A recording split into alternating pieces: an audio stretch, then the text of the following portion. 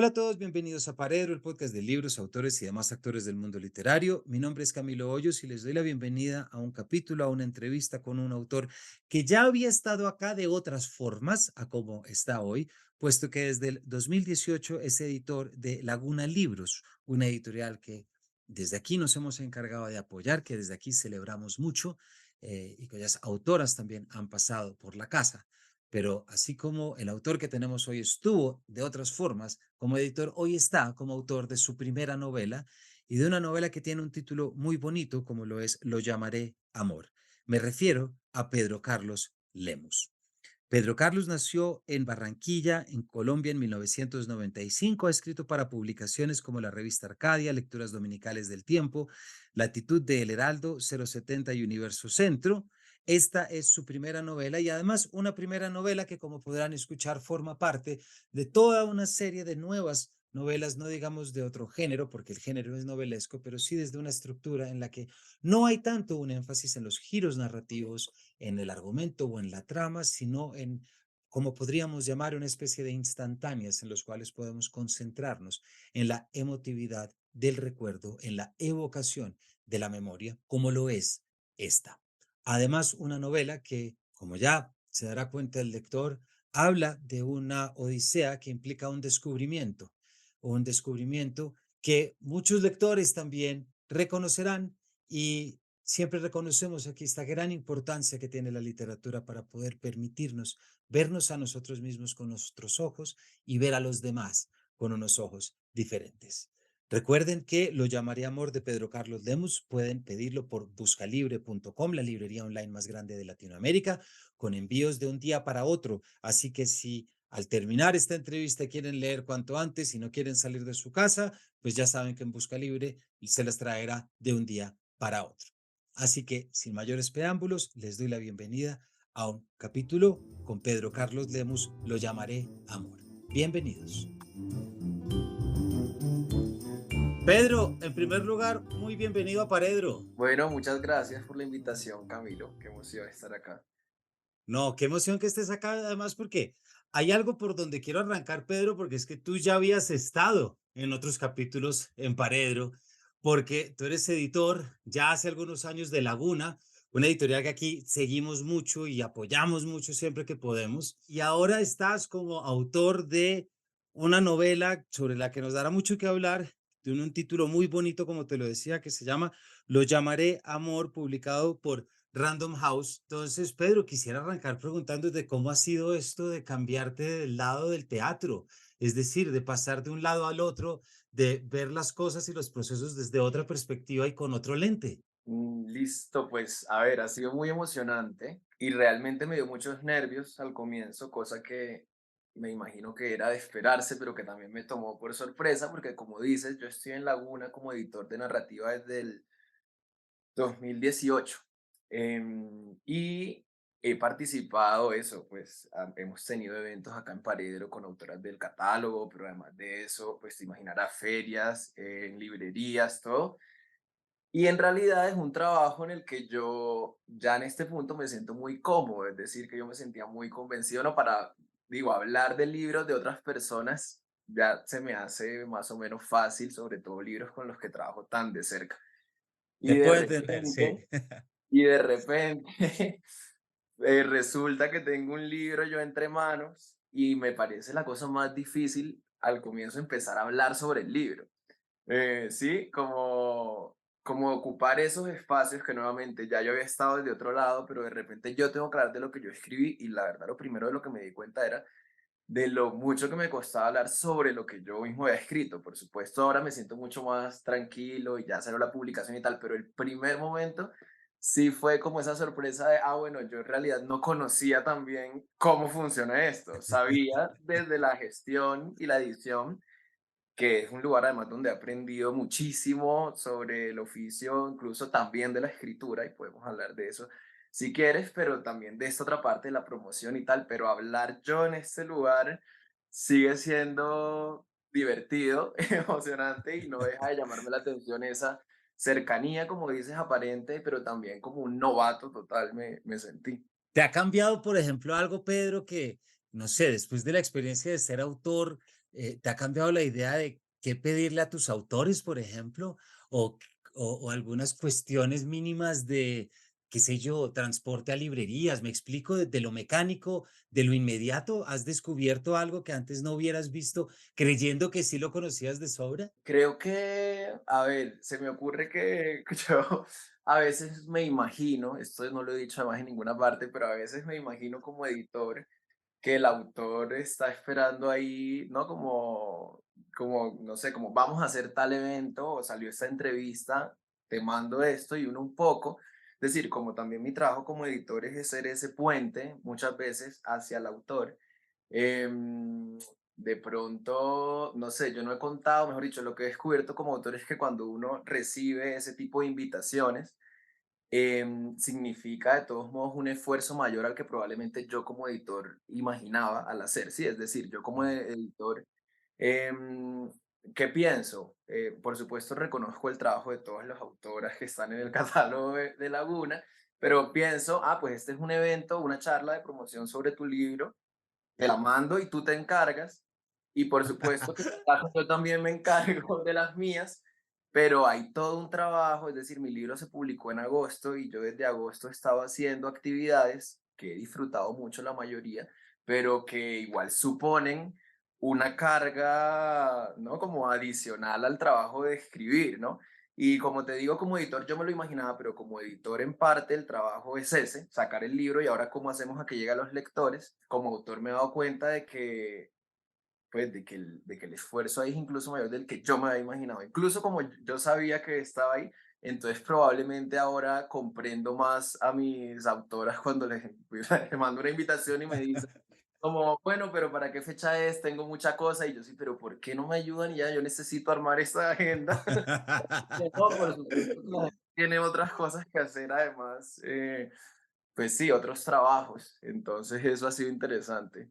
Pues muy chévere, Pedro, porque una de las experiencias que yo he tenido aquí desde el lado de Paredro y de promoción de lectura y entrevistas es que a veces los editores, no todos, entienden muy bien lo que es la labor de promover un libro, es decir, de los espacios en los que se habla, porque claro, un libro se publica bajo un criterio de un editorial, pero luego queda una cantidad de pasos que dar para que ese libro llegue a sus lectores y que además de que llegue a sus lectores se pueda generar una lectura, se pueda propiciar una lectura, no digamos que en clave que el editor quiere, porque entonces sería muy tramposo. Me explico, que tú publiques un libro y digas, este libro solo se puede leer así, pero generar esos espacios de diálogo y de discusión son un proceso que yo vivo todos los días y que me parece, pues que me llama mucho la atención que también tú en este momento, ya desde la autoría también como que es darse cuenta que, claro, aquí hay un trabajo muy grande detrás de lo que es hablar sobre lo escrito. Claro, y que supone además, decir, porque yo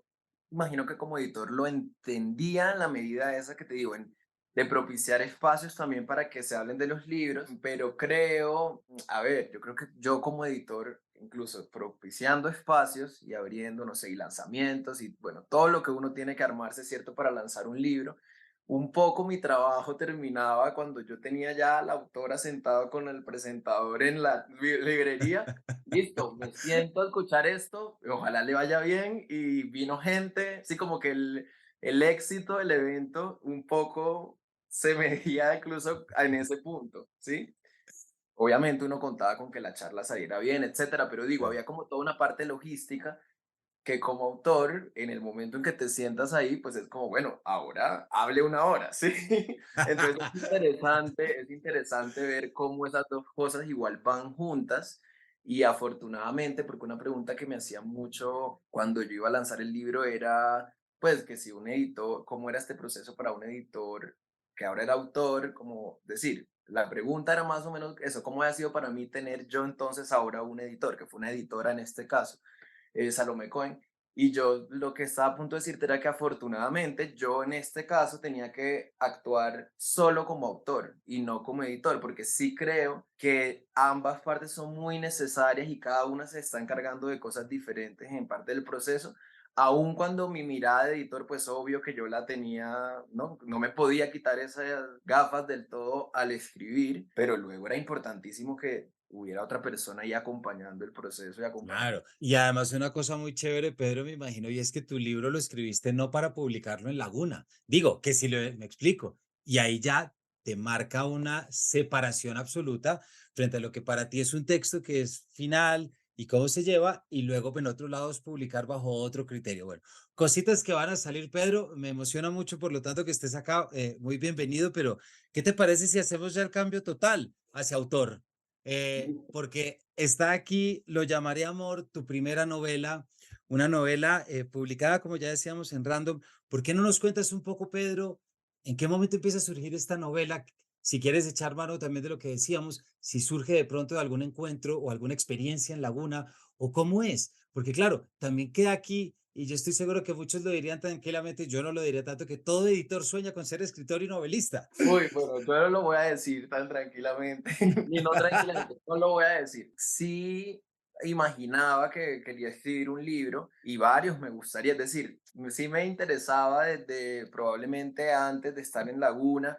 Cuando entré en Laguna igual conocí lo que te digo, el oficio editorial como una manera muy, sí, muy cercana, por supuesto, y me encantó. Y estaba la idea, pero yo creo que realmente yo no quería, o sea, no tenía la idea de que me gustaba escribir, pero no sabía en realidad que si había un libro que yo quisiera escribir en ese momento. Entonces arranco por ahí, porque en todo caso yo no, quiero decir, yo no me senté nunca a decir, bueno, ¿qué será el libro que escribo? Yo pasé años sin escribir mucho realmente, más allá de, no sé, cuenticos por ahí que salían, pero no me había dedicado a eso del todo. Y hay algo que pasó muy bonito como en esa historia de la escritura, y es que a mí se me ocurrió en un momento hacer un horóscopo que publicaba en Twitter. Esa historia la cuento igual en la novela y es, yo creo que es cierto todo lo que ahí se dice sobre ese tema, que es que yo empiezo a publicar en Twitter un horóscopo que pretende ser poético, que no tiene mucho que ver en realidad con los astros, aunque en ese momento yo no lo dije de manera tan explícita, pero para mí era sobre todo un ejercicio de escritura. Mensajes corticos, escritos en una segunda persona y que fueran así como medio enigmáticos, medio oraculares. Y bueno, eso pegó bien en Twitter. Luego salió publicado en la web de la revista Arcadia, alcanzó a salir ahí en varias ocasiones, por ahí cada 15 días. Bueno, el tema era que yo lo hacía cada vez que yo quería. Y llegó un punto en el que esos horóscopos tenían cierta cantidad de lectores y me dijeron, pues me decían, ¿cuándo viene el próximo horóscopo? Y yo un poco me cansé de eso, por lo que te digo, me parecía que era un ejercicio interesante y ya lo había como, lo sentía yo quemado, quién sabe ahora si vuelva algún día a escribirlos, pero en ese momento dije, no quiero más. Y pensé que podía hacer una recopilación de esos textos y hacerles un pequeño marco narrativo solamente que contara la historia de la persona que empieza a escribir horóscopos sin saber de horóscopos para enviarle señales a esta persona a la que amo a través de su signo. Y eso me pareció una idea como, qué decir, por una parte bonita, ¿no? Como tierno, interesante esa historia y además no me tocaba, según yo, esforzarme mucho porque como ya había escrito durante años esos horóscopos, me tocaba era como echarles una leída, pero mejor dicho, ahí sí que las ganas del libro para volver a eso, de si uno quiere escribir o no, a mí yo creo que sobre todo se me iluminaron los ojos de escribir un libro sin darme cuenta. Pero no resultó así. Lo que pasó fue que me senté a escribir ese marco narrativo y me di cuenta de que cabía mucho más en esa historia. Y pasó de una manera más o menos orgánica.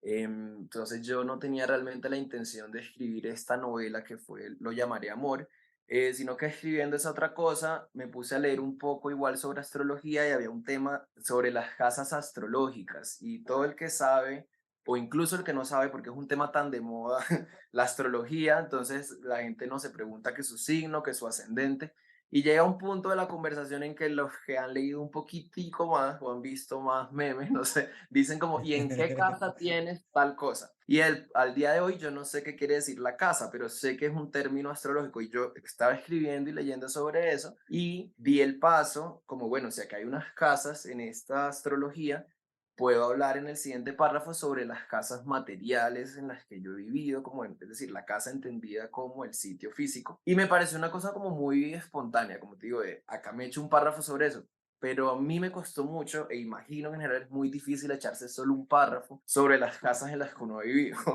Y ahí se me abrió la cosa y fue como, empezar a pensar eso en la infancia, en esos recorridos de casas. En algún momento este proyecto yo lo pensaba como las mudanzas, en ese sentido como de casas. Y ahí fue en el momento, es decir, hubo un momento que no fue el momento en que me senté a escribir por primera vez en el que yo pensé, acá tengo una novela.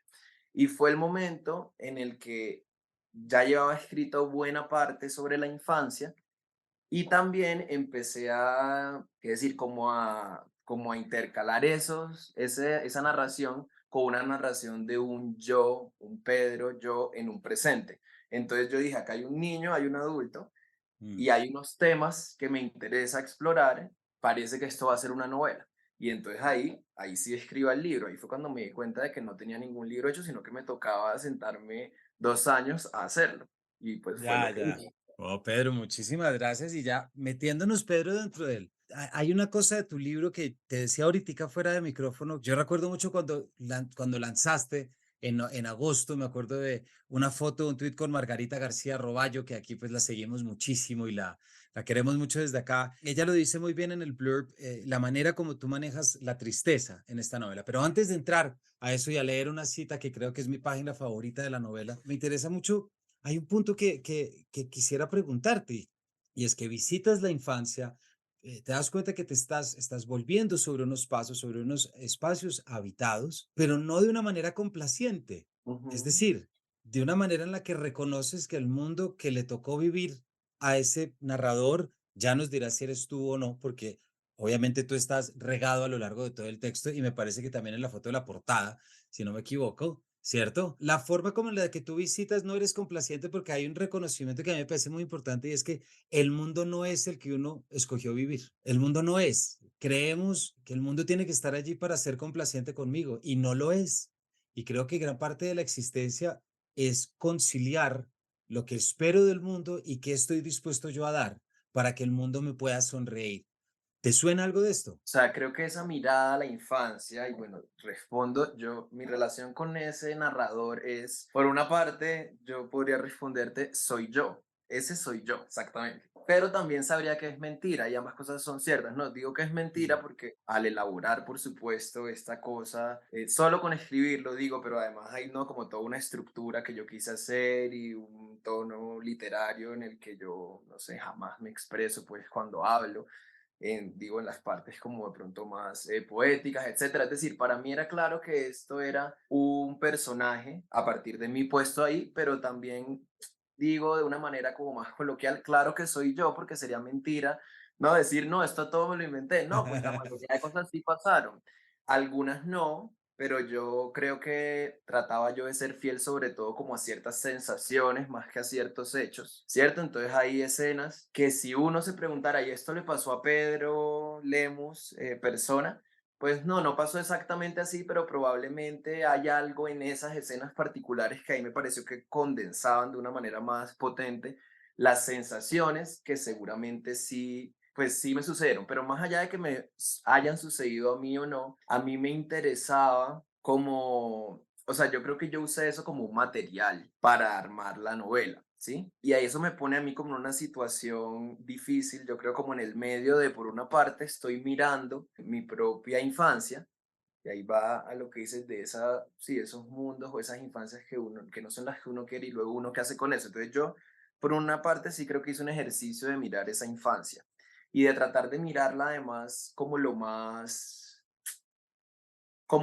metido ahí en el sentido de poder saber eso cómo fue, pero por otro lado, con la distancia suficiente para poder escribirlo sin temor a, no sé, creo que a veces hay personas que pronto sienten miedo de, pues no sé, de decir o escribir estas cosas tan tristes que me pasaron porque hay como una cosa Sí. muy fuerte ahí de ver uno de dónde viene. Entonces yo por eso digo como ese punto medio entre, por una parte, meterse ahí del todo y por otro lado, alejarse. Y para mí la escritura hacía como era como un mecanismo frío, en realidad, de ver eso. Esto me hace pensar, por ejemplo, en que algunas personas cuando leen el libro me dicen que hay fragmentos que los han conmovido mucho, cosa que a mí me alegra, por supuesto, pero yo pienso que en oposición al momento del conmoverse del lector, tiene que estar como esa escritura que es un poco más fría, claro, que viene antecedida por una cosa, como te digo, me metí ahí, no era siempre placentero, digamos, ver esa infancia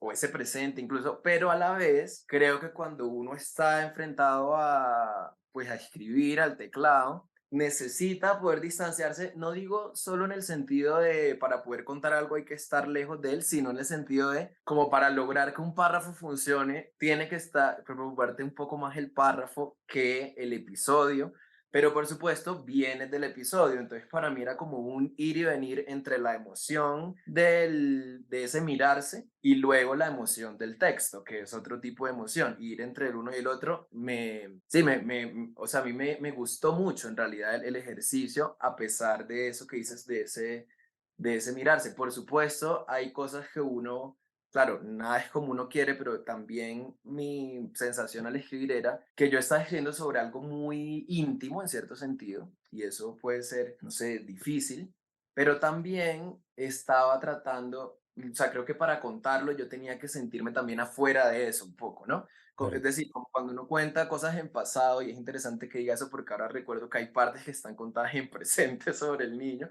pero esto de que si Sí, uno cuenta cosas en pasado es porque de alguna manera reconoce que ya pasó. Y un poco mi ejercicio era pensar, cuando pensamos en la infancia, cada uno, pensamos en ese niño que uno fue y entonces como, ah, soy yo, pero a la vez no hay nada más distante que ese niño. Entonces para mí es, en esa relación creo que tiene que ver con eso que trato de decirte sobre la escritura. Es como, estoy escribiendo sobre lo más íntimo, lo que a uno le pasa en la infancia en gran medida además determina cómo uno vive el resto de su vida, para bien o para mal, pero a la vez yo te puedo contar historias a ti si nos sentamos un día a hablar sobre mi infancia y de alguna manera yo siento que le pasaron a otro, ¿no? Como que uno no todo el tiempo se identifica, entonces en esa desidentificación con ese niño yo creo que para mí era fácil esto, contar una cosa que ya pasó y a la vez meterme y ver eso cómo hacía parte de mí. Y fue, pues sí, fue interesante. O sea, creo que me costaría más, por ejemplo, contarte, o sea, o escribir pues un libro sobre una situación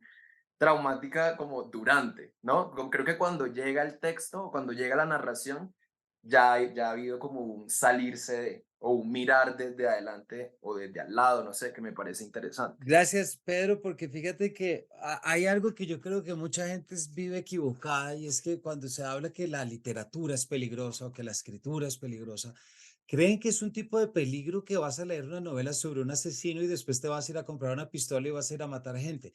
Yo creo que ahí no está el peligro, ahí está una mala lectura. Eso es otra cosa. Claro. El peligro está un poco en lo que tú estás diciendo. Son los pequeños peligros que conllevan a voy a echar un vistazo al pasado y voy a escribir desde allí. Voy a ver qué aparece. Voy a crear sentido a partir de la experiencia. Ahí es donde empiezan los pequeños peligros del día a día en el que vas a entender cosas que antes no entendías, en el que te vas a dar cuenta. Yo siempre, y la he citado muchas veces, esa frase de Percy Bysshe Shelley, que la poesía es una espada de luz que intenta contener, que quema la vaina que intenta contenerla. ¿Cierto? Ajá. Ahí está el peligro, en que cuando intentes escribir algo, no voy a escribir algo sobre mi infancia, pero no me voy a meter con nada. No, no, te quema esa vaina. Es decir, no vas a ser capaz de poder meterte. Y ahí hay algo que ya lo estás diciendo tú cuando hablas de como este proceso y esta perspectiva, porque yo sí siento que hubo algo mucho en la escritura hay como una propuesta, Pedro, me parece a mí, en el tipo de escritura. Ahorita voy a referirme a la estructura, pero hay una propuesta en el estilo y en el tono, porque sí es la escritura que se sabe reparadora de esos instantes, de esas grietas en las que no necesariamente, y ahí es donde aparece la tristeza, ahí es donde aparece el abandono, las múltiples formas de abandono, ¿cierto? El acompañamiento de la madre que también fue abandonada, pero también el hijo que es abandonado por ese primer amor, por este Simón que empieza a aparecer. Mi pregunta frente a esto es, ¿cómo entendiste tú o cómo hiciste para poder, Pedro, meter a funcionar la tristeza como tema poético, evocador, pero además como trama de novela, porque pues no es un poema? A ver, creo que el tema, o sea, para mí a partir de un momento, como te digo, cuando estaba escribiendo y me doy cuenta, esto es una novela, sí pienso, acá hay un hilo que une unos episodios y otros y tiene que ver justamente eso, con la tristeza y con el abandono. Y creo, a ver qué piensas tú, porque para mí o sea, para mí o sea, lo que sucede o sea, me gusta que lo digas así, de que no es un poema y cómo la tristeza y el abandono están en el centro, y me hace pensar en cómo de todas maneras, a pesar de que es una novela, es decir, y cuando supe que estaba escribiendo, además quería, o sea, supe que era una novela, es decir, no dije, ah, esto voy a tener que cambiarlo, pero creo que es muy importante, fue muy importante para mí y lo es un poco en la historia, las canciones, ¿no? El canto. Y el canto que sucede dentro de la novela, pero también en la vida, yo creo, que sucede en ausencia de alguien, ¿no? Y entonces estoy hablando no solo, pero sobre todo pienso en la, sí, en la música popular, pues uno pone cualquier emisora hoy y probablemente quien está cantando le está cantando a alguien que se fue. Y no Claro. siempre es así, pero pienso en eso y pienso en cómo eso, claro, esas no son novelas y probablemente pueden hacer de manera más sencilla ese, tener ahí esa tristeza, pero de alguna manera para mí como lo importante estaba en en esas ausencias, ¿no? En ese, incluso en el primer párrafo, y eso un poco fue, o sea, un poco fue como, no sé, anticipatorio de lo que vendría, porque apareció muy temprano en ese primer párrafo, antes de que yo terminara, esta idea de estoy pensando en las pérdidas. Y entonces era cómo narrar eso que no está. Entonces uno, claro, puede narrar lo que no está contando lo que sí quedó, por ejemplo, pero siempre para mí era importante como dejar esa, no sé, esa luz o esa, que en real, pues una luz como oscura realmente, de eso que se extraña o que se perdió o lo que no se dice, ¿no? O pienso, por ejemplo, en estas imágenes sobre acumular objetos porque alguien no está, así como que de alguna manera todo lo que estaba sucediendo en cada parte de la novela se estaba refiriendo, al, diciéndolo o no, a alguien que ya no estaba o a una pérdida, ¿no? Y ese era como el, sí, como, no sé si responde a la pregunta, pero como la lucha al escribir como de cómo contar esto y que queden como esas estelas de lo que se fue.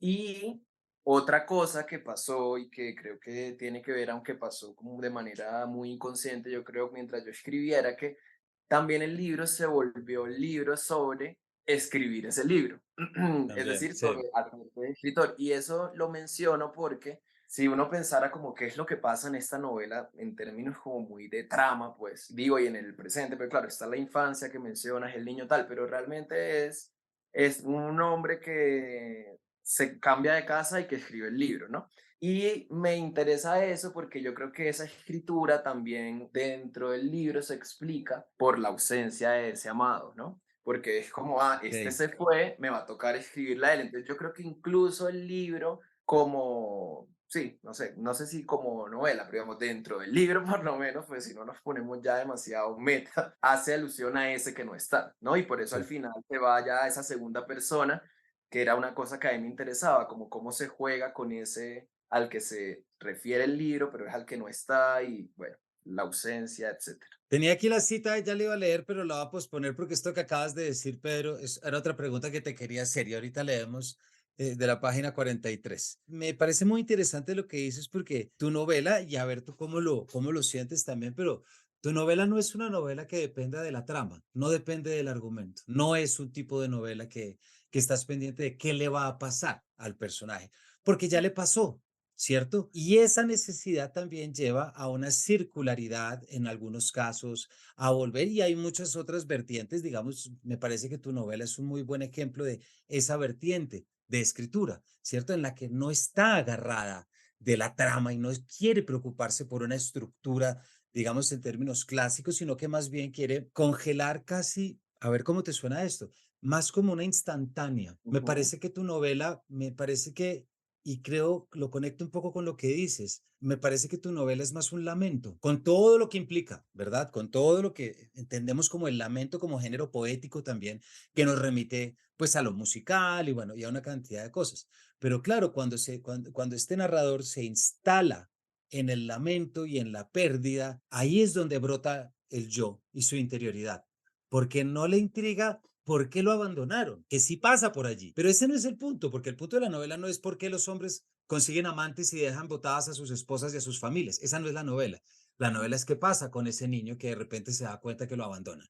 ¿cierto? sí. Entonces ahí me parece que es una estrategia para que ese yo empiece a aflorar y empieza como a abrir esos pétalos, literalmente, digamos como una flor que se abre y estalla los estambres y pistilos y ahí está una esencia que no busca la raíz, busca es la luz para el pétalo. Me encanta eso que dices, sí, porque justamente, claro, yo no lo había pensado en esa parte, pero es cierto que en la novela no hay porqués, sí, No, como, o sea, incluso, o sea, es decir, aparece creo que la pregunta de qué es lo que pasa, pero realmente no hay ningún intento de respuesta de qué es lo que pasa. Entonces me encanta porque no lo había pensado así, pero sí creo que es casi como si ese abandono y esos corazones rotos fueran la excusa no para ver hacia atrás, sino para que ese abandonado entonces pueda decir. exactamente. Sí, me encanta que lo digas así porque además ese poder decir tiene que ver con lo que dices sobre la trama. Es decir, si uno va a escuchar el lamento de alguien, en realidad el lamento podría ser simplemente, ay, me dejaron o no me quisieron. La gracia, pues, es en cómo está dicho eso, ¿no? Y por eso es que uno, me imagino que se acerca a ciertas obras, ¿no? Que se lamentan y que la gracia está justamente como en la propuesta, claro, se supone, ¿no? Que quien se lamenta no está pensando en términos tan, tan teóricos, pues, de cómo será mi propuesta estética, pero al final lo que a uno le interesa de quien se está quejando es cómo hace la queja, más que la misma queja, ¿cierto? Entonces eso me Claro, encanta. Y claro que creo, es decir, también me gusta que digas eso de que no depende de la trama, porque probablemente yo como lector y también como autor me intereso mucho por construir eso, ciertas escenas, o a veces ni siquiera son escenas, es decir, fragmentos, ¿no? sí, O, o esas instantáneas como llamadas, es decir, me preocupa mucho por cómo va a estar contado eso, más que qué es lo que va a pasar como en términos de la trayectoria de esa trama. Lo que no quiere decir, porque eso es cierto sobre mí como lector y también te digo como autor, pero para mí, de todos modos, es decir, yo creo que igual una cosa y la otra van juntas en el sentido en que había momentos en que para mí, claro, lo principal seguía siendo esta forma de cómo está escrito, pero la forma acompañaba la preocupación de lo que se estaba narrando. Lo que pasa es que, claro, una cosa es hablar de trama en un sentido más general, que yo nuevamente podría como caricaturizar la de mi novela y decir, no, pues acá no pasa nada, lo dejaron y entonces se cambió. Pero si había un tema de mantener, para mí por lo menos, no sé cómo lo sentiste, ciertas tensiones en algunos momentos en los que realmente disfruté más de lo que yo esperaba, como sentirme más como narrador en un sentido más tradicional. Me refiero, no sé, a las escenas más que en realidad no involucran tanto a ese Pedro personaje, sino por ejemplo los de la madre y el padre, que hay como escenas de sí, ella esperando, ella decepcionada. Claro, digo que en términos de trama convencional, pues son nada, es como, pasó que una mujer esperaba, ¿no? Pero en términos de mi escritura, yo sí sentía, tengo que lograr, no sé, que en todo caso, si la pregunta es si él va a volver o no, o cuando la madre en un momento aparece en una fiesta y cree que el amante del padre va a llegar, eran como pequeños momentos en los que me divirtió mucho, lo que digo, más de lo que yo pensaba, o sea, en términos de cosas que descubrí mientras escribía, por ejemplo, creo que esa fue una, como que disfruté mucho armar ciertas escenas en las que, por lo menos en mi opinión, pues no sé si así se lee,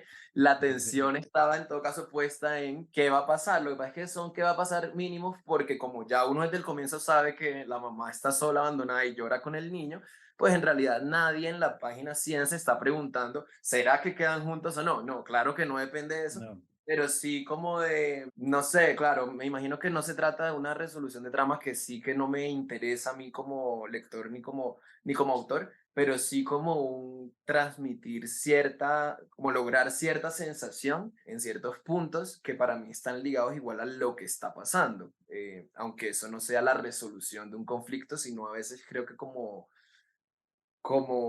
hundirse más en ese, sí, claro. como que no hay un desarrollo de un conflicto, sino en ir al fondo de ese Claro. conflicto, de pronto. Y yo creo que ese ir al fondo, Pedro, en tu novela también hay una caracterización y un hilo no invisible, pero un hilo muy tenso entre el hijo y la madre. Entonces también traer estos puntos es traer estas perspectivas de la madre, porque claro, estaba revisando acá, fíjate, en la página 24 que cierra la primera sección, digámoslo, el narrador dice, el niño me antecede y me conforma, lo presiento y también lo olvido.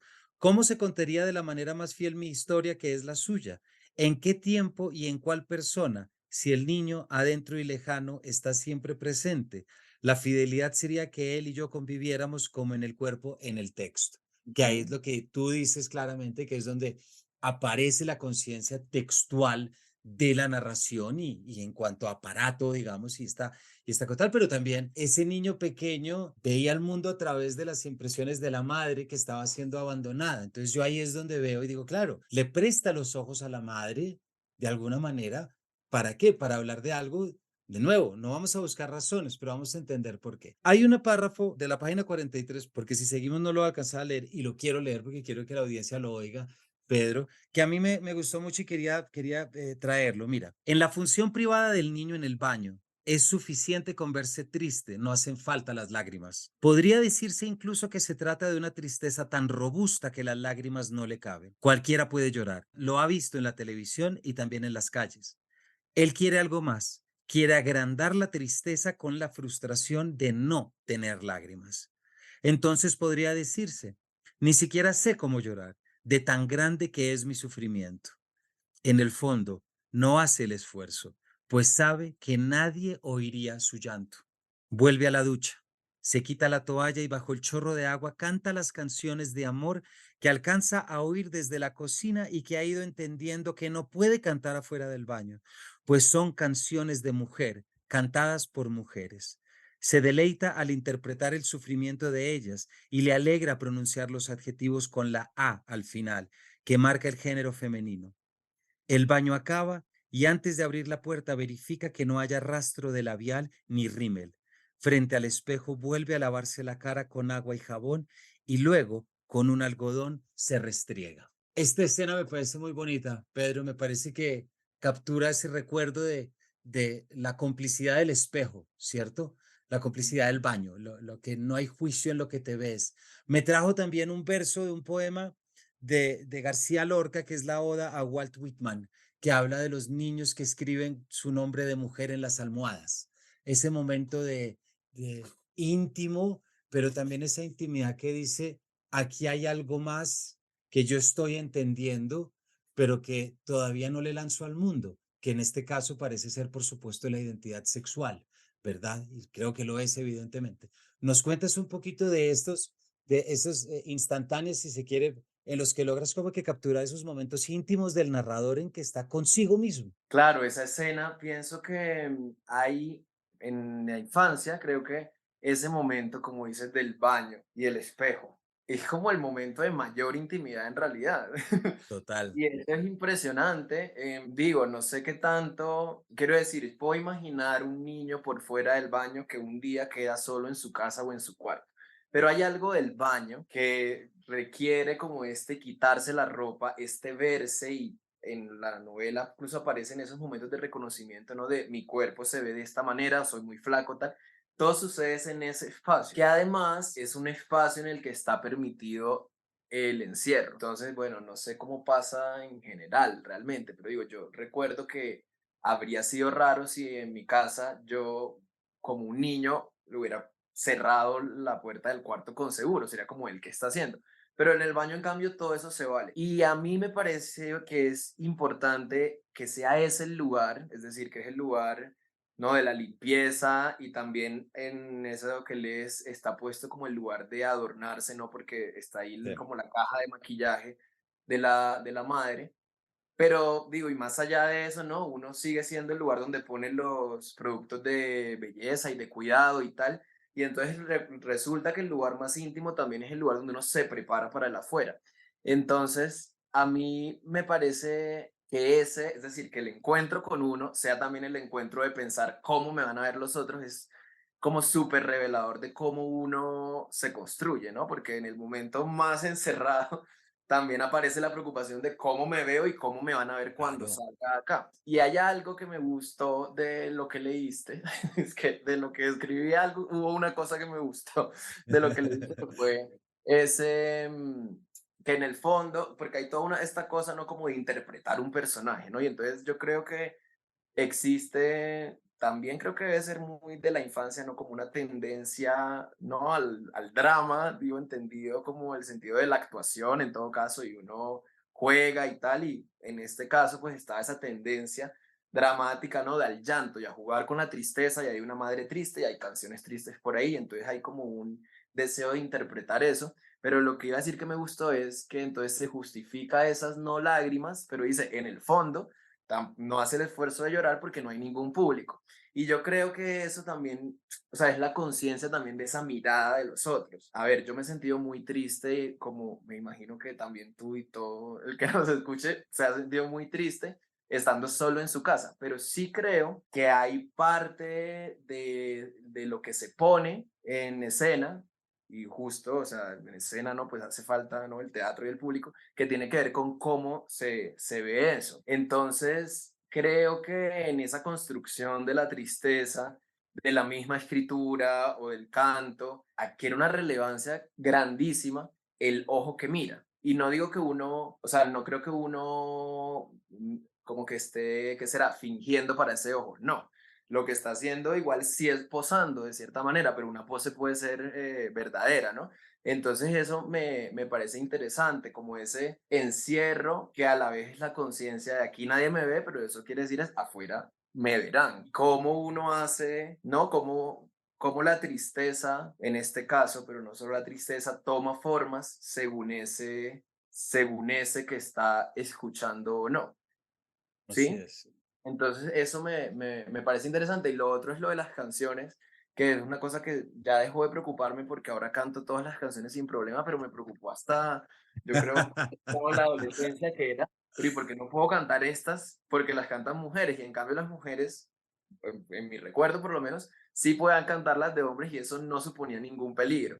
Pero en cambio uno no podía, entonces claro, esa es la otra, la interpretación que sucede a escondidas, porque como Exacto. no se pueden enterar de esto. Pedro, se nos acabó el tiempo, lastimosamente, pero creo que alcanzamos a cubrir algunos de los elementos que, pues, me parece que eh, invitamos a que la audiencia vea, pero sí, primero es como esta idea de una novela que explora esa unicidad, que explora ese yo, que se quiere meter, que no está ofreciendo, porque no le interesa, no le está ofreciendo tramas, acciones, giros narrativos, desplazamientos semánticos, entendido, digamos, desde una cuestión de trama, sino que lo que quiere es permitir el afloramiento con todo lo que eso implica.